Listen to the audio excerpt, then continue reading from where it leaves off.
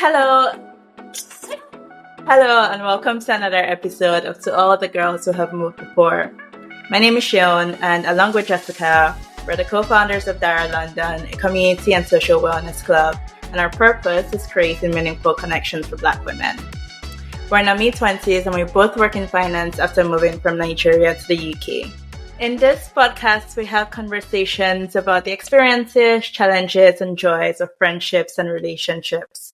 We have these conversations through the lens of girlhood and the immigrant or expat experience. Today, we're going to talk about, drumroll please.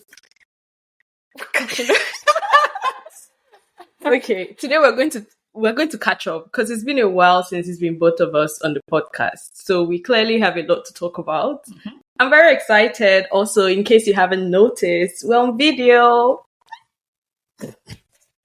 This is going to be a very awkward episode because we don't know where to sit, how to sit.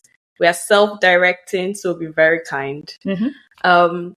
Anyway, Sheon is back. And as you can tell, I'm so excited. Thank you for being excited. How was Utah? Utah was an experience. So first of all, I haven't done anything like this before. All of my trips so far, at least since I've come to the UK, have been like beach holidays. Well, mostly beach holidays, like some water somewhere.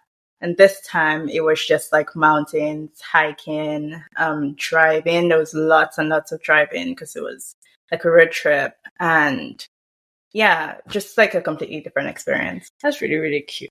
For a second, when you said beach holiday, I was like, are you glitching? Anyway. I'm not, literally, I think that has literally been it because I went to, okay, fair enough. Turkey was not a beach holiday, but that was like hot air balloons. It was just a different vibe. Like, this was very much like an outdoorsy type of. Yeah, I imagine. Many people don't actually.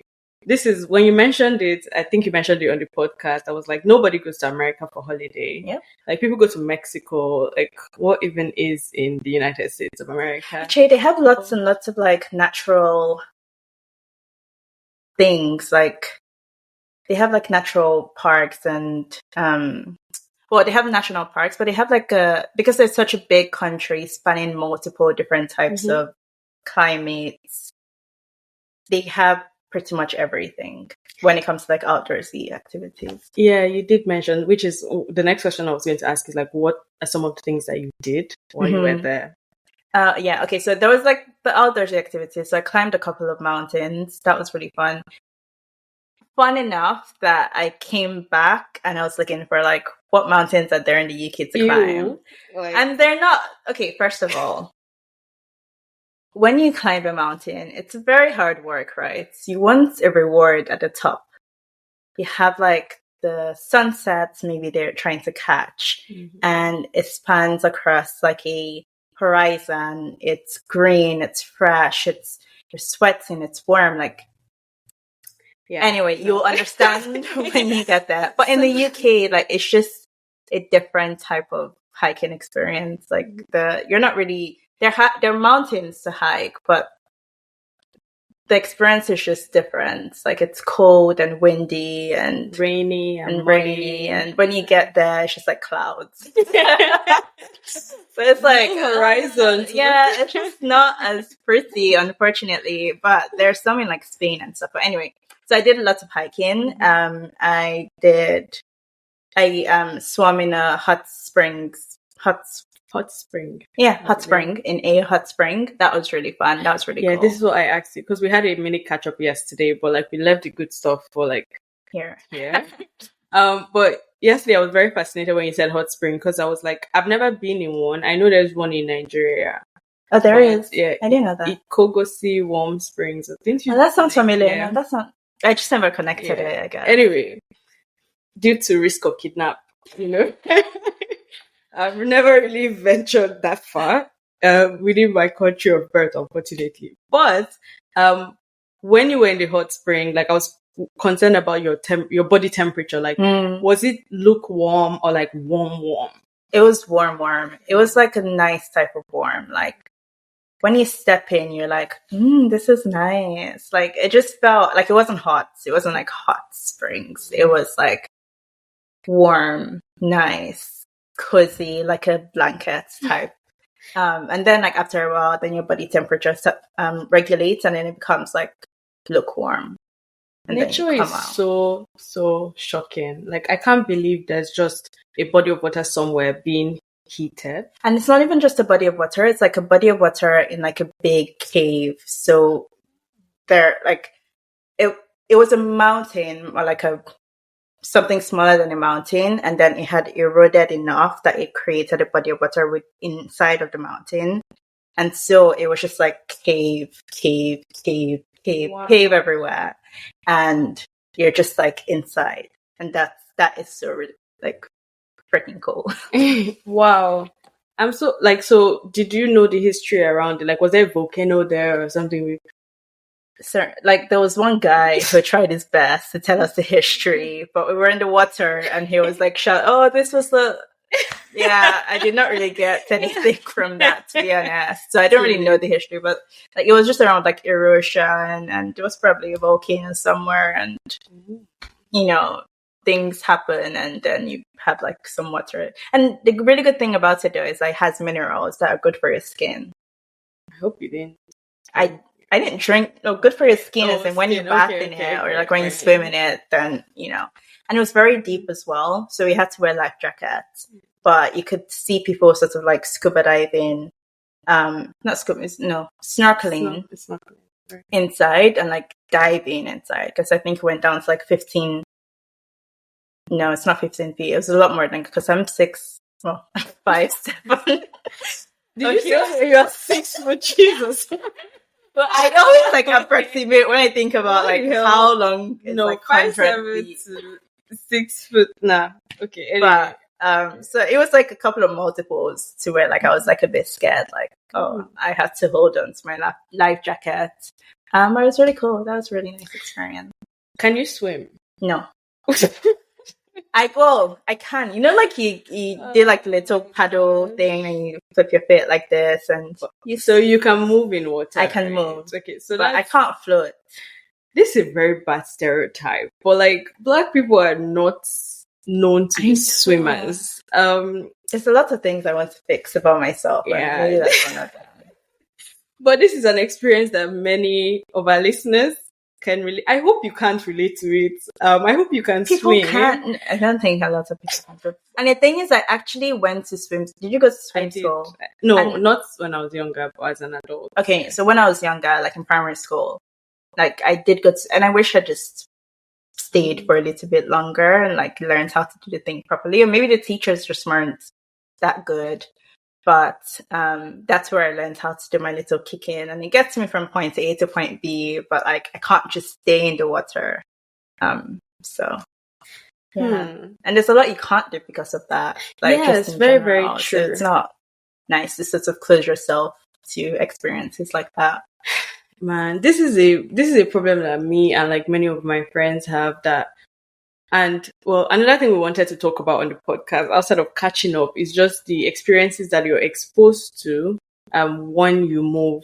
So like hobbies that you pick up, one of the most popular ones being traveling, and especially in Europe, because European countries are very close by, and there's I don't know, the culture of vacation is a bit different compared to like working back, I guess, in Africa. I don't know about different other countries, but at least in Nigeria and Ghana, I know that people don't take holidays like a lot. Yeah, when they do, they come to the US and UK. Exactly. So, but like Canada. Yeah, right. And they go, and then when they go to those places, their idea of fun is going to the mall. Yeah. So Anyway, but when like you're integrated in society here, your manager is like taking a weekend off to, I don't know, Spain or like France, and they're asking, like, every one of your colleagues is doing similar. If you're in school, your classmates, like your schoolmates, are probably doing the same thing, right? And then you start to like, okay, actually I should try traveling. It's very cheap, it's very close by, like I could see this many countries, like, you know, for very very cheap, so I'll do it. And then when you start doing those things, you realize that it involves water. It does. It does. And then you don't. It does. It does on you that, why can't we swim as a collective? Like, it's a bit embarrassing. It's actually, like... See, I just remembered Gissy's birthday. Oh my god. Please tell them the story. Jesus. Anyway, I cringe every time I remember this event, but we have a friend who is non-black and she had a birthday party. And of course, the theme was around like doing a water-based activity. So it was like a lake somewhere in the UK. And it's one of these fun, what do they call them? Where you have like bouncy castles on the water and then you jump from like one castle to the other. Like, it's very fun on camera, right? I was like, this looks really good. None of us, none of the blacks thought about the fact that this involves navigating water in case you fall off, and I don't think with the life jacket. There were the life jackets were not the ones that, it was wetsuits. And then they gave us something, but it wasn't, the puffy one where you're like, if they drop in water, I'll definitely float. It wasn't that one. I don't know what they called those ones, but the instructor was like, don't worry, if you fall in the water, you'll be fine. I was like, I will not be fine. Look.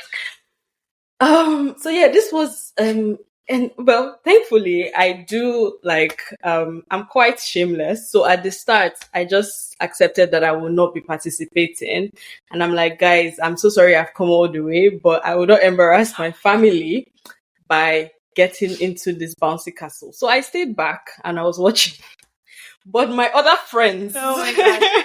I went, again, I have a little experience. So, and I didn't, it wasn't too bad. You actually were bad. The person that was bad.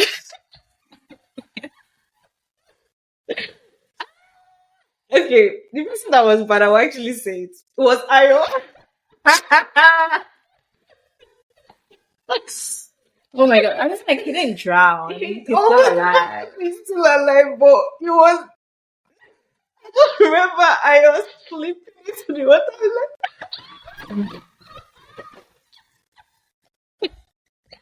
Oh my god, I can't listen to this. I'm so sorry. Oh my god, no, I have one about you. Do you remember when we went to...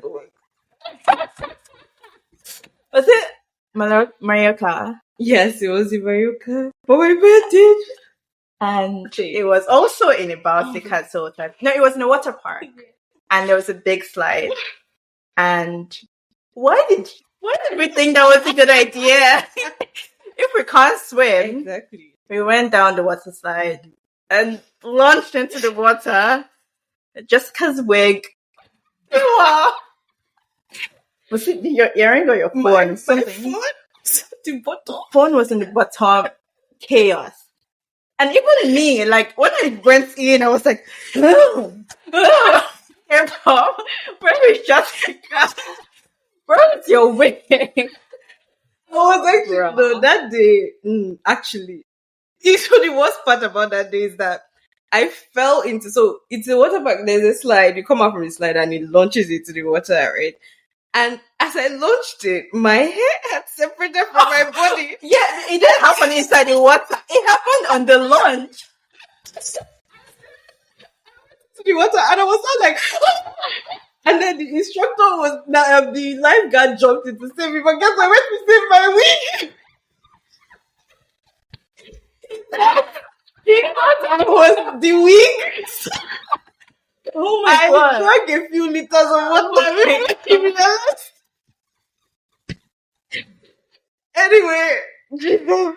Anyway, please. That was really bad. Yeah. You took some swimming. Yes, that was the trigger. Do you know how to swim now? So I know my way around water. You can float. I can float. Okay. Right? I can float and I can kick. I stopped going to my swimming lessons when I had to do they were teaching me the butterfly stroke, breaststroke, something, the one where you go like this. And I can't remember why, but at that point in time, I had to I couldn't attend my swimming lessons for something. I think I had another commitment that used to happen on that day. So I stopped. But you see, the way that my confidence has skyrocketed since I learned how to float, oh my God, every time I go on holiday now, I'm always telling Tooks, look at me. I'm moving in the water. You can't try this. and I'm just moving stationary. But like, it just makes sense because like wherever you are, like if you're in a ship or something and you have to like dive inside, maybe not dive, but like put your legs inside, you can float like in open water. That is true. And that is because for me, I have to like launch, like I have to push myself from somewhere, and that's not good. Yeah, it takes a while but I still try not to go into deep bodies of water because like, man, I don't know what might happen. Also, my mom does not know that, like, she actually doesn't know about these water incidents that I've been involved in. If not, she would probably have a heart attack. But yeah. Anyway, back to the main conversation. We went on a tangent from like the swimming in the water, but like, what's something else that you did? Okay, so we can decide like where we want to launch. But I did the NBA game, and I also had some shooting lessons. That was really cool. And I think that was the last like major activity. Everything else was just like hiking on top of mountains. And that was, that was very cool. Now to the shooting, because obviously you knew I'll ask about it. I did not peg you as someone that would go shooting in the Americas, but I think you told me something really interesting yesterday, and I think it's something like our audience needs to hear as well. Why did you do it, first of all? Yeah, okay, very valid question. So 10 days in Utah, we had spent maybe 6 days. So this wasn't something that we decided to do from London. This was like, we're in Utah. We've spent a lot of time hiking. Our legs are very fatigued. We need a break. That was the whole like reason. And so it was like, what can we do here? And there isn't that much to do aside hiking. Well, to be fair, there's like, you can go on like ATVs but it's still like sort of the same sort of types of activities. And Arsh was the one who suggested, I didn't suggest shooting. It was Arsh that suggested it. And so I looked up like shooting ranges and saw one that was on the way to our next hotel because we stayed in like 5 different hotels. And so, yeah, we just decided to go for it. Honestly, I was really, really scared, but it was one of those things where like you just do it for the experience. Like I just want to do it so that I can say that I did it. And that's the reason that I do a lot of things in my life. And for being very honest, it's just to say like, yeah, I don't know how this thing is going to go, but I just want to try it. And I'll try it like once. And if it's not for me, then like whatever, I wouldn't do it again. But at least I tried it. At least I can talk about my own experience rather than like other people's. So that was why I sort of like, that was how I hyped myself up enough to be able to do it. Now, when we walked into the gun shop, that was just another like layer of anxiety and apprehension that just like came up like over me, because you just have like the guns on display. You know how you go jewelry shopping?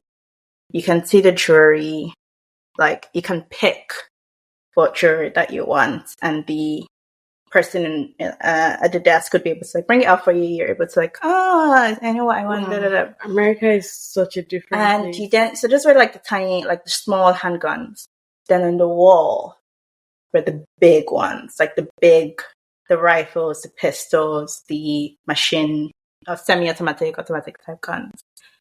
Being in that environment as a Black woman in a Republican state, I was telling Jessica as well, the person who attended to me was very much like, think of like a typical tall, white, beard, aviator sunglasses, bald-headed.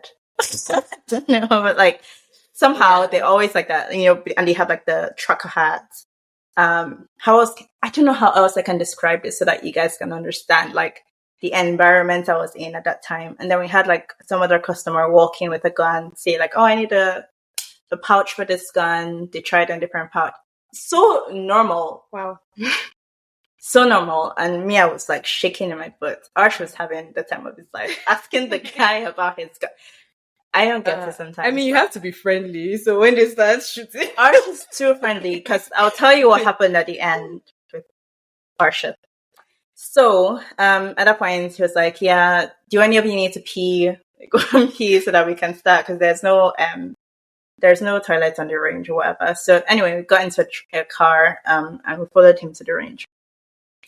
And getting there, there's like, we set up the targets for him. So in fact, like that made me feel like a bit more secure. Like I had time to calm my nerves because we had to fill cans up with water, like, I don't know, 60 cans or something, and set it on the field, so that we could like shoot at things. We had the targets there as well. He set those up.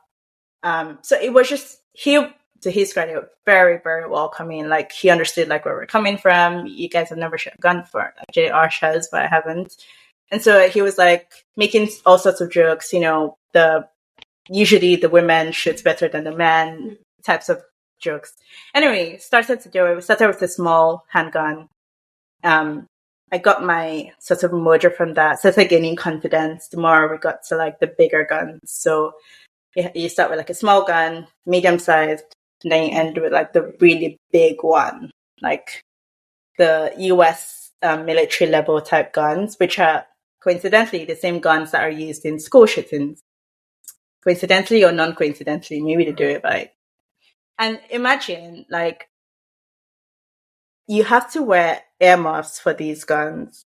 That's how loud they are. Like, so loud. And you have the recoil. So when you shoot like a big gun like that, like it takes you back. Like, if you're a small person, like you're staggering type of thing, we had to drop the guns multiple times because they were heavy. Like, and so that's not a toy. Like, that is war level type guns, and me, I'm holding it and doing like this and I'm shooting. That was an incredibly like crazy but like very interesting experience. Like I'm really happy that I did it. And I see your face, so tell me what you think. Oh no, it's the kind of thing where you never say never, right? But so first question, did you hit the target? I did. I hit a couple of them. And the funny thing is that you had to pick the target, like you had to clear up after yourself, right? Once we're done. And you see these cans, they were like literally like Coca-Cola cans type of thing, absolutely destroyed. Like, it gave me, I definitely I understood like what guns could do before, but even seeing them now, like seeing like, oh, this one's probably shot with a smaller gun because like it's just like a small hole in the middle, versus this can is completely destroyed, like torn, like ripped apart type of thing. Like that was crazy. I hit a couple of targets. Like I hit a lot. Should I be worried?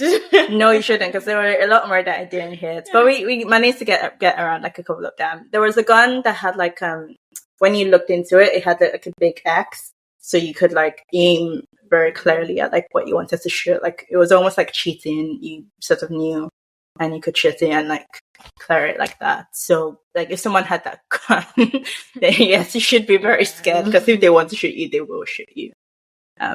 Yeah, I saw some really dark humor about like police investigating a fish with bullet wounds on an American beach, and then someone said, since Americans learned what a group of fish is called, they haven't stopped like shooting. How does that even happen? Do you think like someone just goes in and starts like shooting?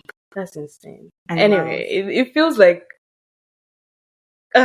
which is not too far off, to be fair, from like hunting game on land. It's just like, I feel like hunting game, there's sort of a purpose to it. Like it's maybe consumed or used in taxidermy, right?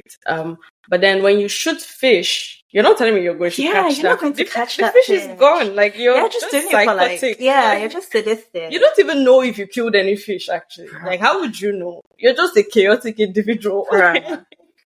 But anyway, so obviously, like the whole topic of guns is very controversial. We don't have that problem here in the UK. Our police don't use guns, and they use tasers and like batons. Yeah. So guns aren't really a problem here. There is knives, which is different. In America, it's a whole thing. We like school shootings are very, they make the news all the time. There's a lot of controversy as in, why don't they just ban guns? It's caused so much evil. Then there's people paying lobbyists saying government should never ban guns because it's making us money, blah, blah, blah. As you went there, did you learn anything new or like see like did you have any eye-opening like revelations around the controversy around guns? Yeah, definitely. I think it was very interesting because his instructor, I'd say, he was saying how he's had guns since he was a child. His dad taught him how to shoot, and he started when he was very young. He was like 8 years old. He taught his sons, his daughters how to shoot. His daughter was really good, telling us like pretty much about his family. And I understood that like guns really like revolve, like they're almost a family tradition for them, right? And so I had a different perspective because when I would always think about like guns are not used for anything other than killing. Like with knives, you can use it to make your food. Like there's a different purpose for knives. Yeah. Scissors, I don't know, other things that you consider like dangerous. Most of the time they have like other purposes, but for guns, there isn't that much that it does as opposed to like targeting something and like killing it, or at least maiming it in some cases. And so like just understanding that like there was this other like lens of like family ties to a sport or a hobby, because what they would do is like they would go out, take their whole family out, go to the outdoors, probably a little hiking, they'll find something and then they'll shoot it, so like hunting for game, and then they'll take the game home and then kill it and then eat it, right? So like pretty much what happens in the UK here as well with like shitting, what they call pheasants. Yeah. And so not that different. And so it gave me a lot of empathy for them. And the guy was also saying, it's not the guns that are the problem, it's the people that are the problem. And I don't agree with that. I think if you give somebody that's maybe mentally ill, not just mentally ill, but like obviously mentally ill enough to do something like a school shooting, if you give them a gun and then a knife, they can only do so much damage with a knife as opposed to a gun that can shoot a mile away on target, right? And so there is like the gun factor, but it did give me a different perspective of if you take this thing away from people, then you're really like stripping some of their identity away, and some of their family history away. Have they explored catapults or arrows? Let's take it back. I don't know. No, they're very attached to it. So yeah, I think there's a lot that people can do to like control it. It's like who has access to it, who's had like training for it. I saw something on the internet yesterday around loose ammo in someone's bag, and they found it. Was it what country? I don't know. Yeah, some country. And then they facing 20 years in prison. That should not happen if you have a gun. Like, you should know where your ammo is. Like, so there has to be some level of security put in place for people that have guns. And honestly, like, I'm still an advocate for like no guns, but like when I'm debating with people on the other side, I sort of understand a little bit better. Yeah. Sure. I mean, I'm always one to say never say never. Every conversation, every argument, every debate has its own nuances, and every side sort of has a basis for why they believe in the things that they believe in. Ultimately, like we each have values that guide us, and like things that we feel more strongly about. It doesn't make the other person wrong all the time. But yeah, guns definitely interesting. Ironically, I don't think I'm someone that would say no guns. I think guns still need to exist because like there are bad people in the world. I just think it shouldn't be an everyday commodity. Like I shouldn't be able to buy it shouldn't be able to walk it. Yeah. You can buy it in Walmart. Like that's like what are they check? How do they know do they do any background checks before they hand me a gun? Well, that's crazy. Well, now we've learned something new. We've learned to have empathy for gun carriers. I mean, which you should. like in a shooting range? I don't know. So my own big fear with a shooting range is that, like, I just think that what if there's another visitor there who's a nut job and turns around and shoots me? It's like that's like all these people. It's like, wow. Now I have the power. So I'll probably be the person that makes friends with everyone at the gun shop. I'm like, hello. So, but yeah, I don't know if I would. But yeah, again, never say never. My dad had a gun. He used to like hunt. No, I don't know hunt. He used to shoot with his friends anyway for fun type of thing. But yeah, I guess he never taught you like how to shoot. I was really young.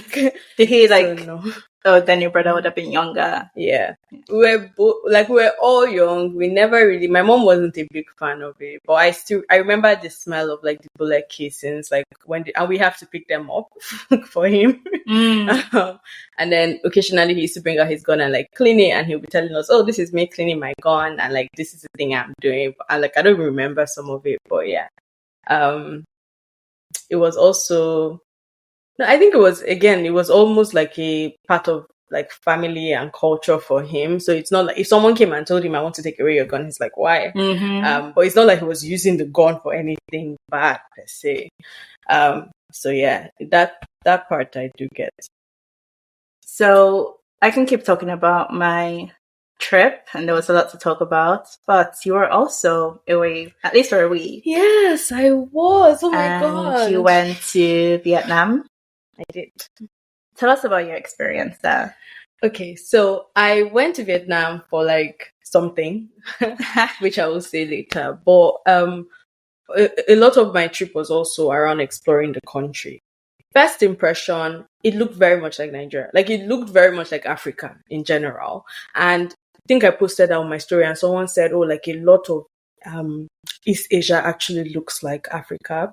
Wow. Which that was the first country I was going to. Well, I did go to the Maldives, but I don't think it counts. So that was kind of the first, like the farthest I'd ever been. So it was the first time I was like, oh my, so this place looks the same. The weather felt the same.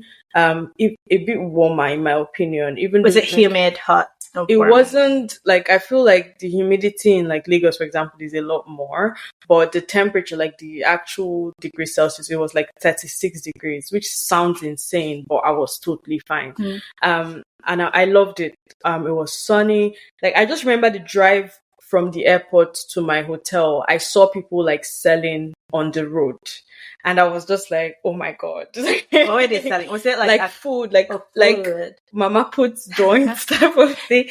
That was so fascinating. And then there's obviously the bikes, like the scooters. Fun fact I heard from my tour guide, I don't know if he was lying. There's 8 million people that live in Hanoi, the capital city, which is where I went, and there's 6 million bikes.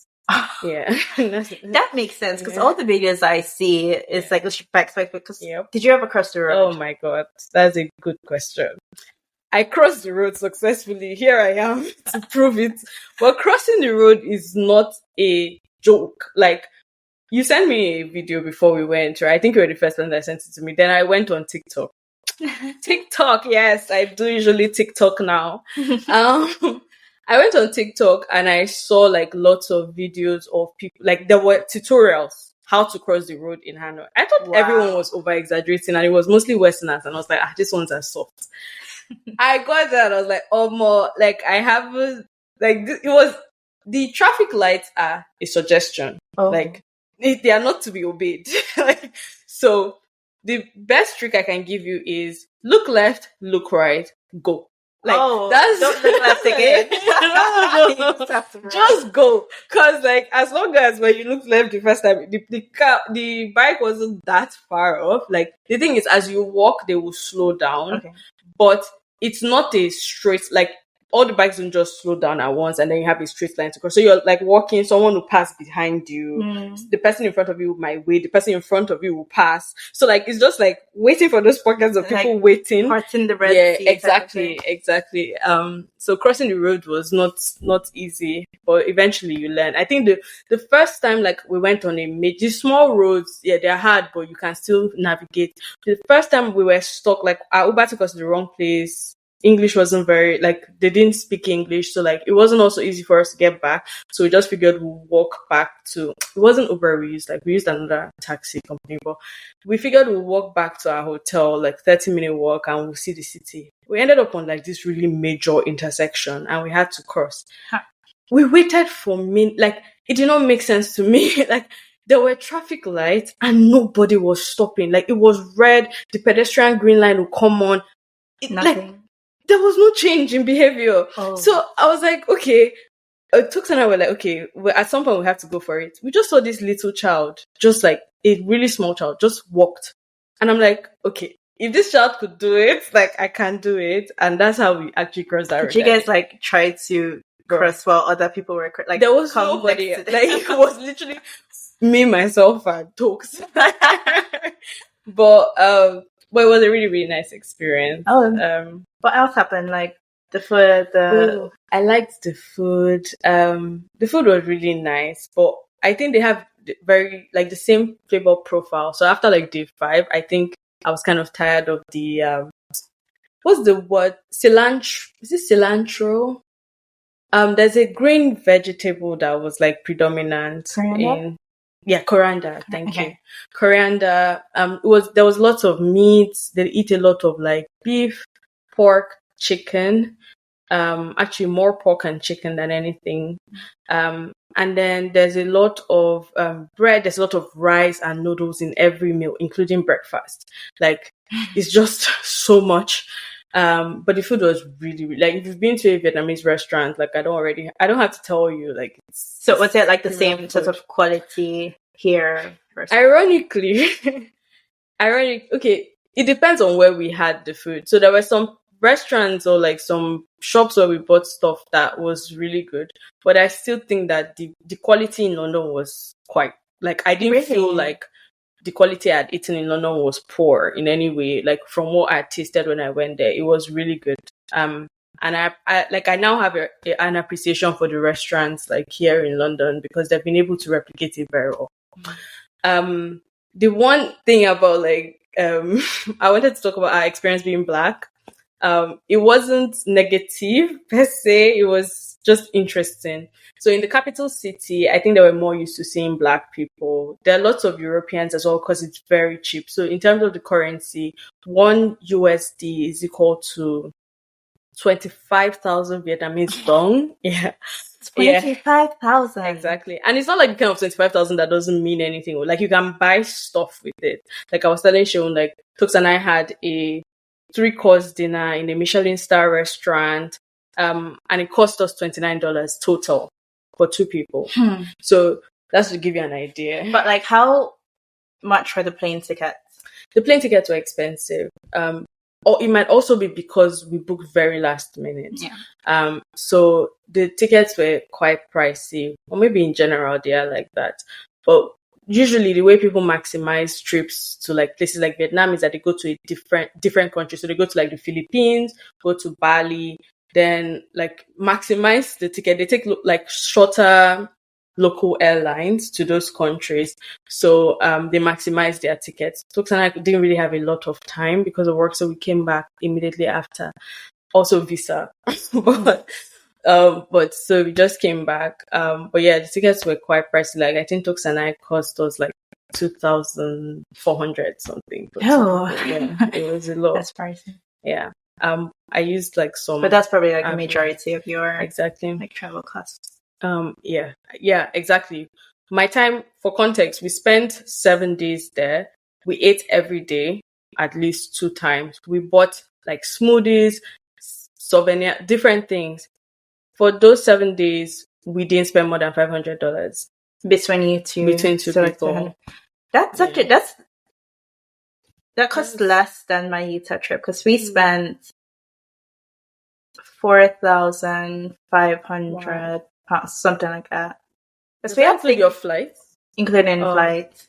Mm-hmm. And the food was super expensive and not as good, obviously.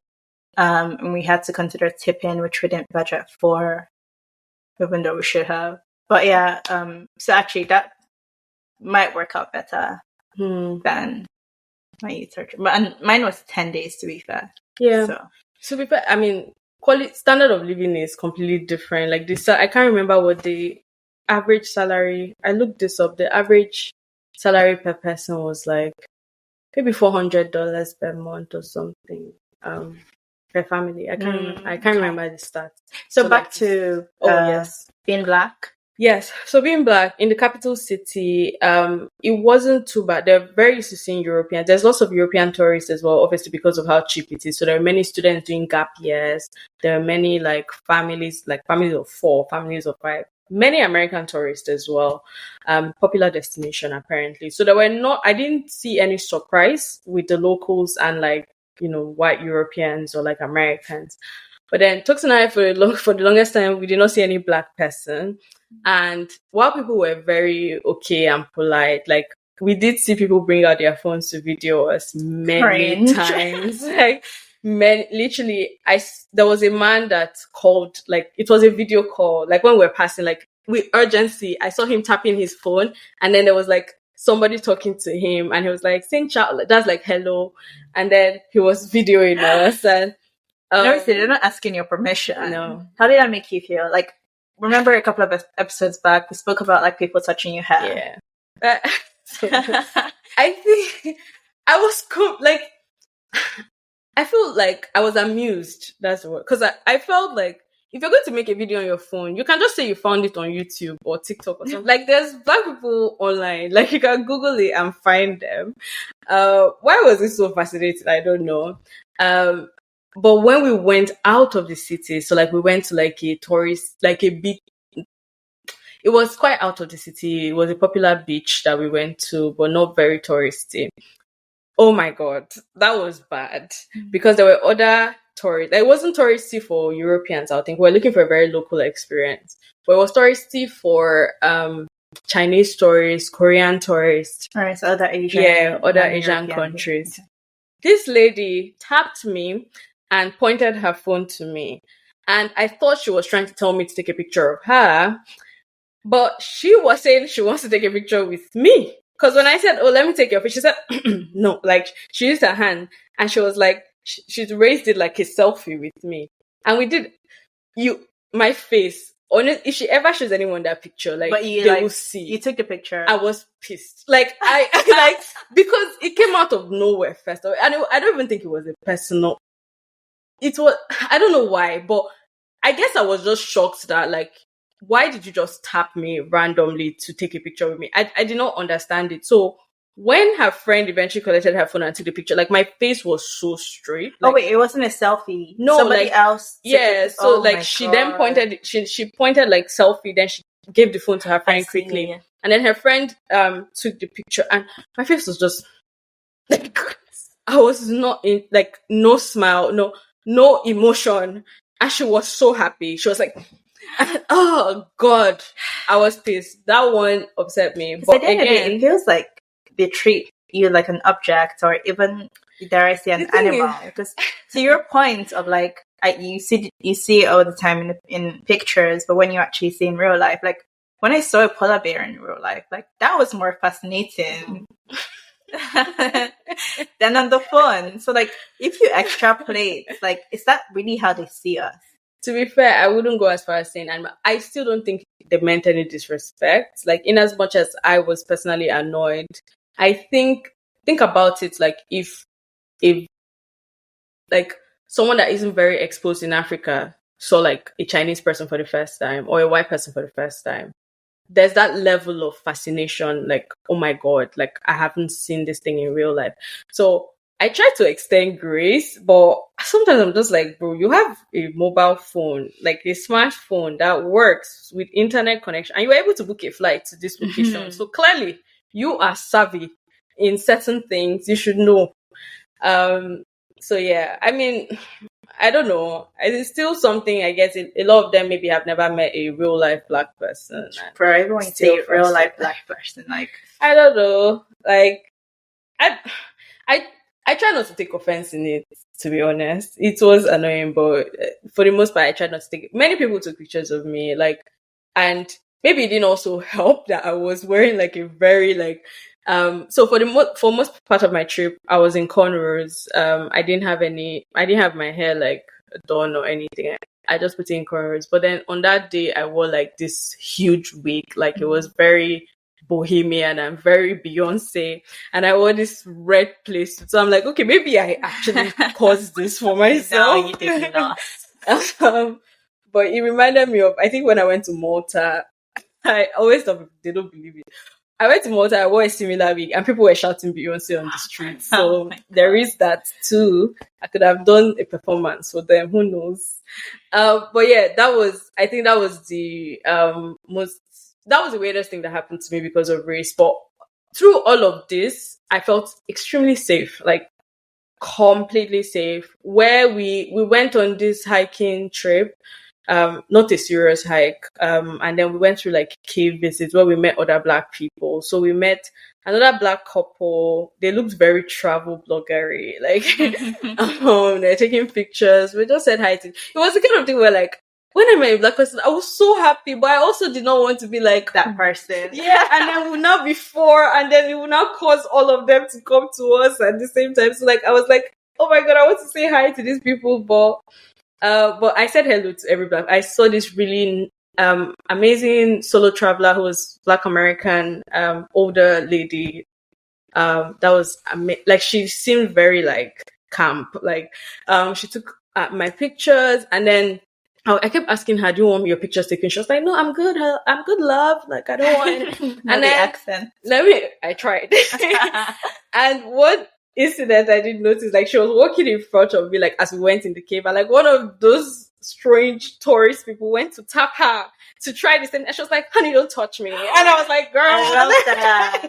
One thing I love is an American woman that is pissed off. Like, she was like, "Honey, do not touch me." Like, she did not even care if they don't understand English, but they got the message and they moved on. But me, I was there being a caricature for pictures. Like, she's probably like faced it a couple of times as well.